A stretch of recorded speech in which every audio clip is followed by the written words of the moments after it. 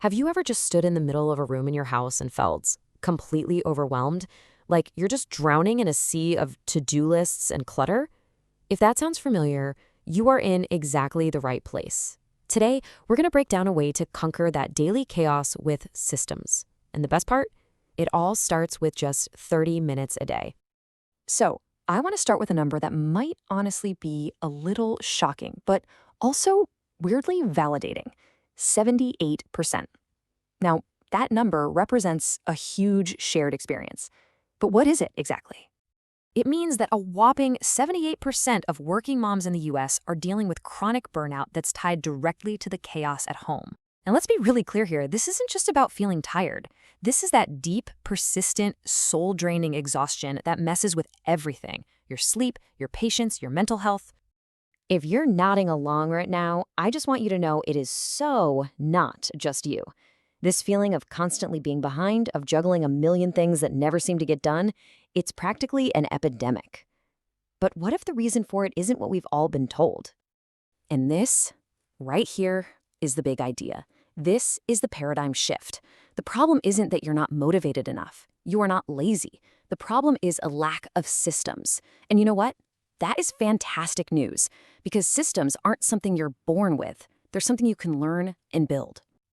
So, where do we start building? We start with our very first concept, the 30-minute magic rule.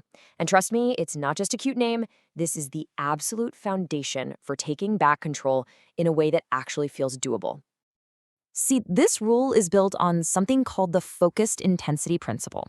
I want you to just forget the idea that you need to block off an entire Saturday for some soul-crushing cleaning marathon. This principle proves that real, lasting change comes from short, consistent, and super focused bursts of effort. And putting this into practice is as simple as 1, 2, 3. First, you just commit to 30 minutes. That's it. It's a small promise you can actually keep to yourself. Second, you pick just one thing to work on. This is key. It stops you from getting overwhelmed and doing nothing. And third, and this might be the most important part, you stop when that timer goes off. This is so crucial because it prevents burnout and it teaches your brain that the task has a clear, painless ending. Now, I know what you might be thinking. 30 minutes a day? What can that really do? Well, look at how it adds up. That tiny daily habit turns into 182 focused hours over a year. That's more than 4 full work weeks of getting things done. It's just incredible proof of how powerful small, consistent steps can be. Okay, but before we can even think about applying that time to our physical space, we have to deal with the biggest source of chaos. So section 2 is all about taming your mental clutter, that silent clutter that's screaming inside our heads and makes it feel impossible to even get started. The core idea here is so simple but so profound. To control your home, you first have to control your head. Why? Because mental chaos is the real enemy here. It's the engine that fuels the guilt, the anxiety, and that constant feeling of being overwhelmed that paralyzes us. So, how do you even start to control your head? You do it by defining your non-negotiables. Think of these as the pillars holding up your sanity. These are not selfish luxuries. They are absolutely essential. Whether it's guarding 7 hours of sleep with your life, carving out 30 minutes that are just for you, or having 15 minutes of truly present family time, you build your day around these first.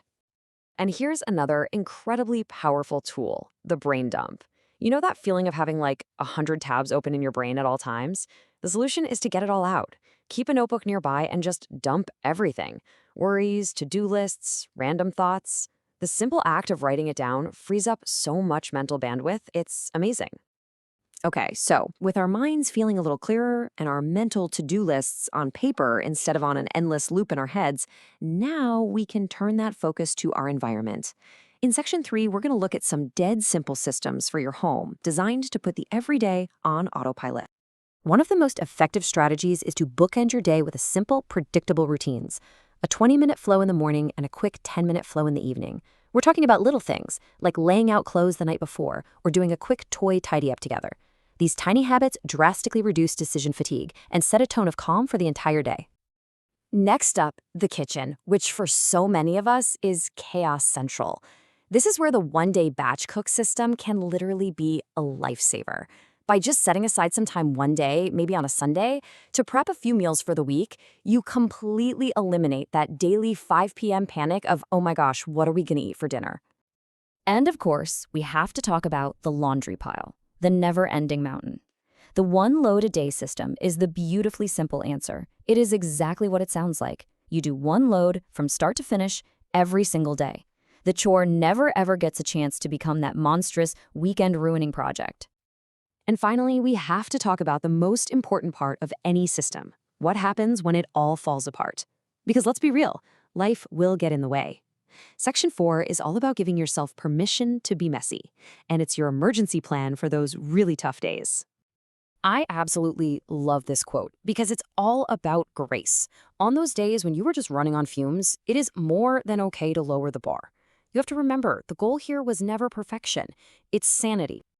You can even give it a name. Just call it a chaos day. This isn't failing. It's not giving up. It is a strategic decision to hit pause and recharge your batteries so you can get back to it tomorrow. Think of it as another tool in your toolbox, not a sign of defeat. And that really brings us to the ultimate point of all this. This was never about achieving a perfect magazine-worthy home. It has always been about creating a peaceful mind within the home you already have. So as we wrap up, I'll just leave you with this question. Looking at all of these simple ideas, what is the one system you could give yourself permission